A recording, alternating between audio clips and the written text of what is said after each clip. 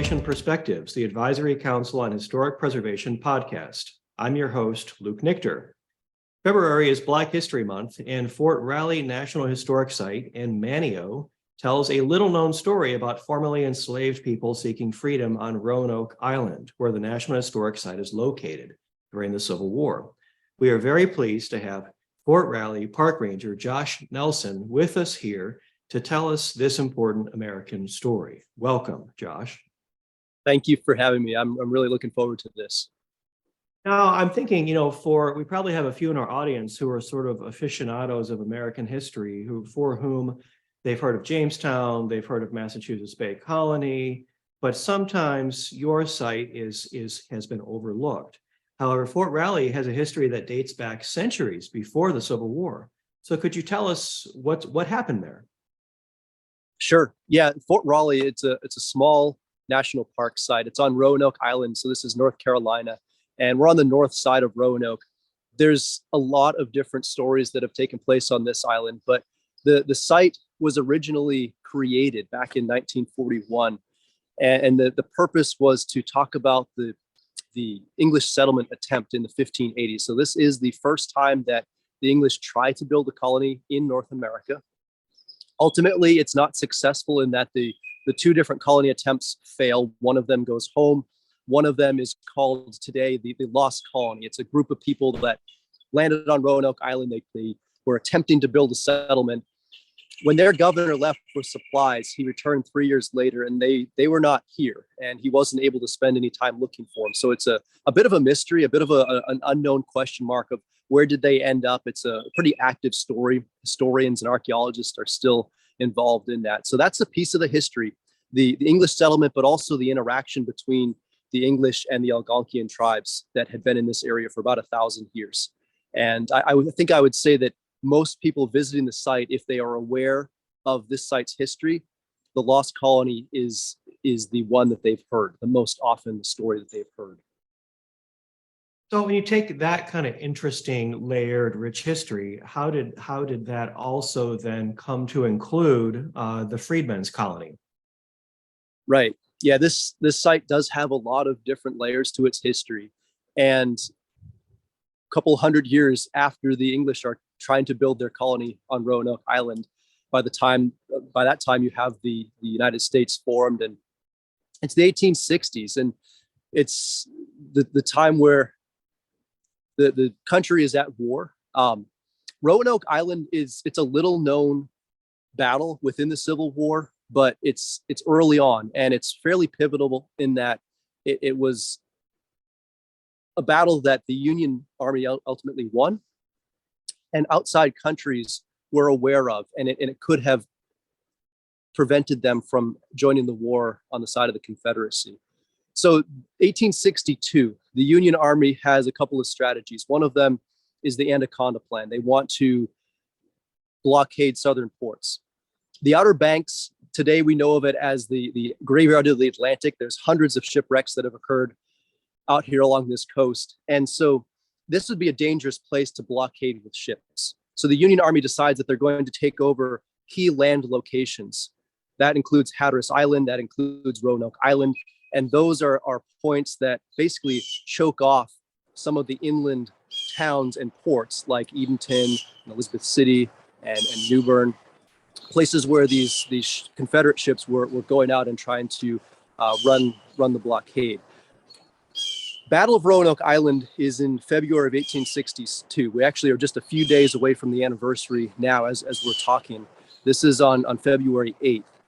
It's 2,500 Confederates defending the island against about 11,000 Union soldiers. And so they're outnumbered. The Confederates have a poor supply of ammunition, and their weapons are fairly old. So the battle itself is a one-day battle. The Confederates surrender the island. The Union Army holds Roanoke from 1862 through the rest of the American Civil War. And this becomes a safe place for an enslaved to escape to. So you can think about Roanoke as a part of the Underground Railroad in a way, except the people were traveling to this island and then they stayed here. They did not, for the most part, did not continue to a northern state or out of the country once they reached the island. And the population just swelled. And eventually a community, a freedmen's colony, was built on Roanoke to house and start to educate these formerly enslaved.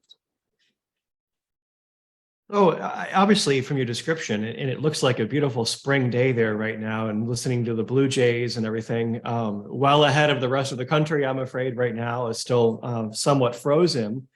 Obviously, there's a lot to see when you visit in person.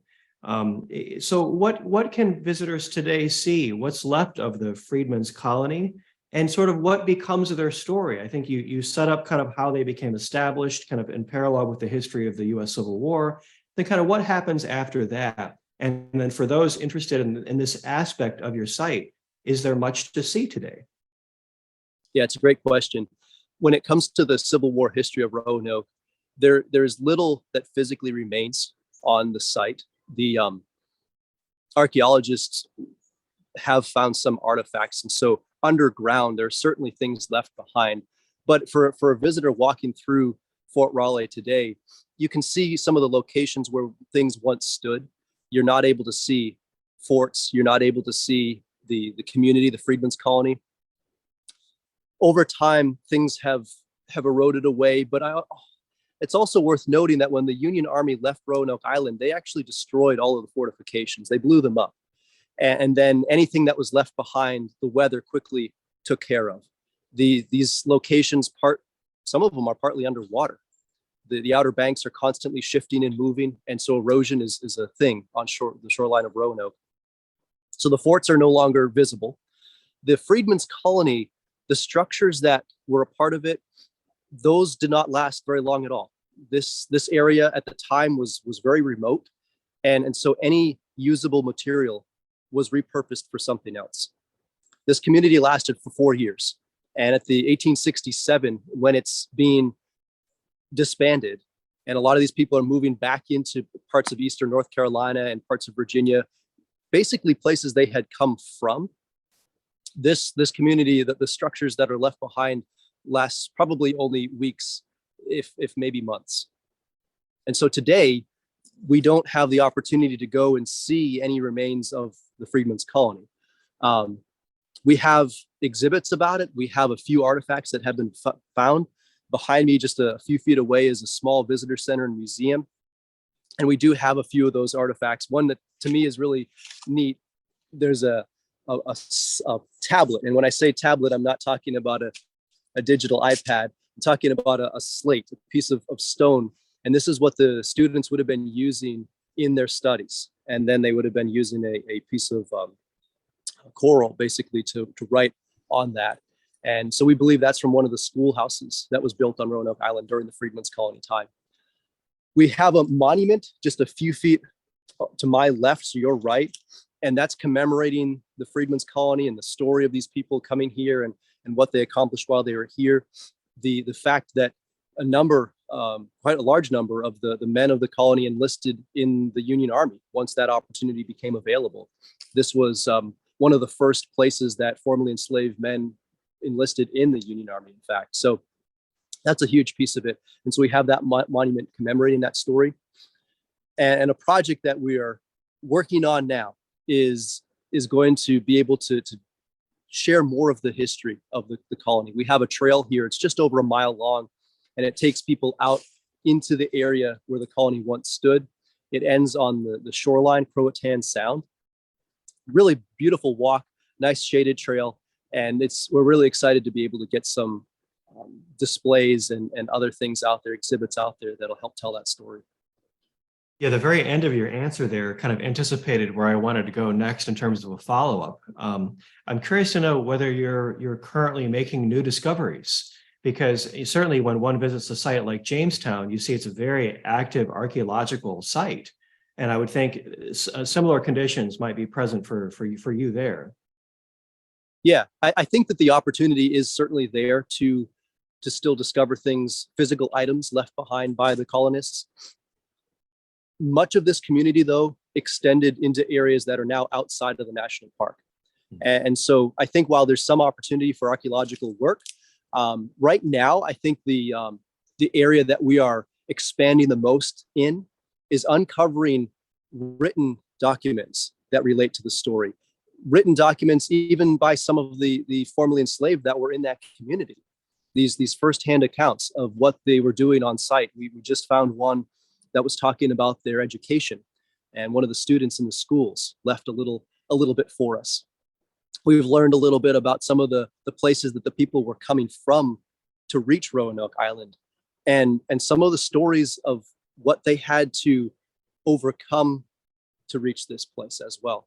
And so I think that even though these records have been in places for a long time, they haven't really been noticed. And that's one of the exciting things that we're able to do right now is uncover these written and other historic records. It's so interesting hearing you describe it, because I think a lot of times people assume that history is static, especially we're talking about events this old, where the newest you've talked about are the Civil War or the immediate years following, and obviously going back much further than that. When in fact, the lesson of your site is really a lesson about the essence of history itself, that it's never really over. But I wanted to also ask you about another interesting thing you do there at the site. Apparently you have a Latino internship program. And so I'm curious to know, because when I first saw this, I thought, how does that fit into everything else that you've told me so far? So what is this program? What kind of work do you have these interns doing? Sure. Yeah, really neat opportunity that the park has been a part of for the last 4 out of 5 years, where we've had a Latino Heritage Internship Program intern. They will spend their summer here. It's usually an 11 or 12-week internship. And part of their job is to uncover these stories that we previously didn't know. And so that has taken a little bit different approach. Each year has been a different project for the different interns. One of the years it was creating what we call a site bulletin, or basically just a brochure that we would be able to share a little bit more of the information about the Freedmen's Colony here at the site. And so something that people can walk away with. That was one year. Last year, we had a Latino Heritage intern who was conducting research on the Freedmen's Colony and actually created 2 interpretive panels that are now outside in the park next to the monument that I mentioned before, which is just 20 feet to my left. So you're right. There's these 2 new panels that describe the Battle of Roanoke Island, how that made this a place for these people to escape to, and then what the Freedmen's Colony was like. And we think that it's going to be a really neat introduction for the trail that people will be able to take from that location. The Latino Heritage intern that's coming this year, I don't know who it is yet. We still haven't gotten that far in the process, but that person's going to have the opportunity of sharing more of the Freedmen's Colony story by participating in the work of the trail itself and creating some of these exhibits that we are planning.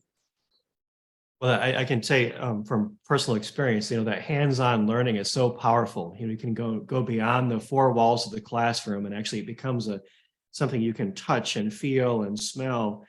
Such a rich experience. And I would imagine for any students who might be part of our audience today, that you do occasionally have need for more interns in the future.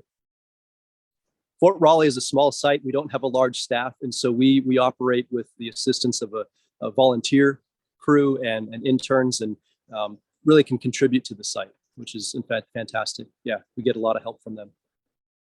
And certainly if you get a flood of inquiries, you can blame me, but I just thought I would lay that fact down. Yeah.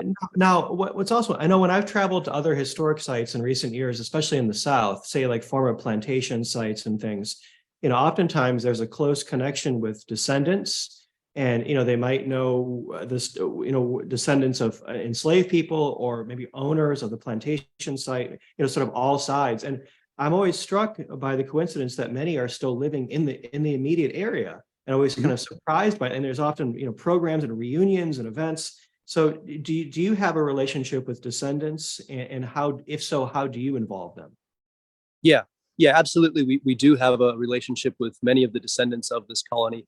Now, I think it's to explain this better, back up just a little bit to 1867. And at that time, the number of people that had been in the Freedmen's Colony was 3,500 people. It was a large community. Many of those were traveling west just a little bit into parts of North Carolina and Virginia. There were 11 families who grouped together, ended up purchasing some property from a landowner here on Roanoke Island. And so they created this core group that remained. And so the people that are still around here, some of them who work at the park that descend from the Freedmen's Colony, often are from those 11 families. I actually, almost every day on my way to work, will drive a street called California. And people will often ask, why is it called California? It doesn't make any sense to them. And what I've been told by these people is that at the time, it would go through enslaved communities, that if you go to California as like a place of hope, a place of freedom, a place of opportunity. And they tell me their tradition is that it didn't matter. Roanoke Island was to the east, the opposite direction of actually going to California. This was their place of opportunity, their place of hope, Roanoke Island. And that street is where a lot of these descendants live still to this day. They've got a few different groups that work on preserving and sharing the Black history of Roanoke Island. And one of them is called the Pea Island Preservation Society. Really neat story. It's you've got one particular individual named Richard Etheridge. He was an enslaved on Roanoke Island. He was a member of the Freedmen's Colony for a short time. He joined the U.S. Army. And then after serving in the U.S. Army, he became a lifesaver. In fact, the leader of the first all-Black life-saving crew on the coast. And if you're not familiar with life-saving stations, think of it as prior to the Coast Guard. There were stations up and down the coast of North Carolina, and actually the East Coast in general. And these men were responsible for saving lives if a ship ran aground. And the Pea Island Life Saving Station got recognized and honored for the bravery in which they were able to go out and save many lives from many different shipwrecks. It was a very well-run place. And so Richard Etheridge was the leader of that. And he kind of ties a lot of these stories together as just one individual that was a part of many things. The cookhouse from that life-saving station was actually moved into the town of Manteo. And so that's their small little museum where this group works out of. And the park has been fortunate enough to be able to partner with them on a lot of different projects that they have going on. They are also involved in the project that we have going on, developing this path. So it's just a really great perspective that they bring, and tremendous amount of support that we get from them. For our final question, I always like to leave our audience with a sort of call to action. Where can they go to get more information, to get involved, how to visit? What can we leave? What would you leave them with today so they can follow up now that you've inspired them to learn more about the site? Yeah, I think regardless of where you are listening from, there's a fair chance that you have a lot of this history in your area as well. The Freedmen's Colony on Roanoke Island wasn't unique. I mean, it was in some ways, but these places were all throughout the country at the time. There were camps. Some were considered more of a colony. Some were more settlements. Some of them were just groups of formerly enslaved who were following the Union Army around. But this history is all around us. And so I think that if somebody walks away being a little bit inspired to just learn more about that history, that would be worthwhile. As far as the park here, obviously we're happy if people come out anytime. I mean, we have the Park Visitor Center with our small museum inside is open every day of the year except for Christmas Day. And we're open 9 to 5. So you're welcome to stop in here. We've really enjoyed in the last year seeing more and more folks coming in, asking specifically about the Freedmen's Colony. And we've given many short special programs, I guess you could say, when somebody comes in and really wants to know more about that history. So that's a way that you would be able to do it. You're welcome to go to our website. It's www.nps.gov/FORA. And we have a number of articles, both about the English settlement history, the Algonquian history, but also the Freedmen's Colony and the Civil War Battle of Roanoke Island. And so that would be a great opportunity as well. And we're also happy to respond to any email requests we get or phone calls. We can spend time chatting with you about the story too. Yeah, I just want to say that's, thanks so much for joining us today. This has just been really, I think, enriching and interesting. And I think certainly you will get a few inquiries, as a result of this. And so I think we'll leave it right there. It's a nice way to end the interview. But again, I just want to say thank you so much, Josh Nelson, for being our guest and joining us today for sharing a little bit of your day with us. Thank you so much. I really appreciate it. To our audience, you know the routine. Be sure to follow the ACHP on Facebook, Twitter, Instagram, LinkedIn, and YouTube to keep up with the latest in historic preservation news. I'm Luke Nichter. Thank you for joining us on Preservation Perspectives.